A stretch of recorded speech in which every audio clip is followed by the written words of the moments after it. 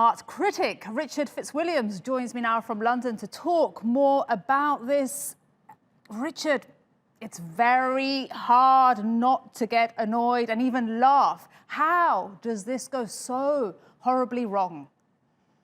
Well, this is absolutely grotesque. I mean, the image that we were looking at, Murillo, by the way, is one of the most famous Spanish painters who specialized in religious art in the 17th century. Now, this is a copy, fortunately, not an original, but nonetheless, to have it transformed into what I can only describe as a gargoyle drawn by an idiot. And this is truly painful. And it isn't the first time either. Spain has been responsible for quite a lot of the dreadful attempts at restoration in recent years. There was the famous case in the village of Borja, where an 82-year-old woman thought that the painting of Christ in her local church could do with improvement as it was being somewhat decayed, and created it metamorphosed just by looking at it. And Richard, we're just looking at that right now, the monkey Christ as it's known. It's on our screens right now.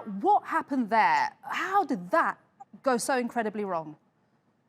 Well, the woman was very, very clearly not in her right mind, and she actually took it upon herself to do it. It's been the subject subsequently of a documentary and even an opera. You can see a creation that Hieronymus Bosch could have painted, which would have gone down in hell on your ride. And this is the sort of thing. I mean, this was a well-intentioned person. The first work that we saw by Murillo, this was someone trying to save money and giving it to a local restorer. But the problem is there isn't a law about this. And this is the same difficulty it applies internationally in UNESCO and the International Council of Museums and the World Heritage Convention. Richard, why? This is Spain's art history. This is part of its legacy.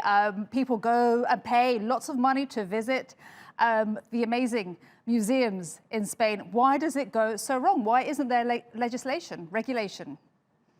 The problem is there's a battle, and this is time-honored, between restorers and those who are art historians as to what should be restored, how it should be restored, what techniques you'd use. Could you use anything that wouldn't have been available at the time it was originally painted, and so forth. As a result, I mean, there have been certain famous restorations, the Sistine Chapel, which took 10 years and I think was absolutely brilliant. This is Michelangelo's masterwork. I was awed by it last year. But that too was only forced through after a tremendous controversy. It's very difficult, firstly, to get artists, art historians, and those who are responsible for renovations agreement. And secondly, how on earth do you enforce it? You can't do it nationally in Spain, certainly they aren't, and internationally. I mean, look at the horror that can happen. This is the ultimate horror, the greatest treasure to come out of Egypt. The discovery by Howard Carter in 1925 of the Tutankhamun tomb. In 2015, an employee apparently knocked the beard of the gold mask, which is the piece de resistance of the entire collection, off, and it was stuck back after several botched attempts with a form of glue. Now, that is a sort of outrage that should, in fact, be a criminal offence.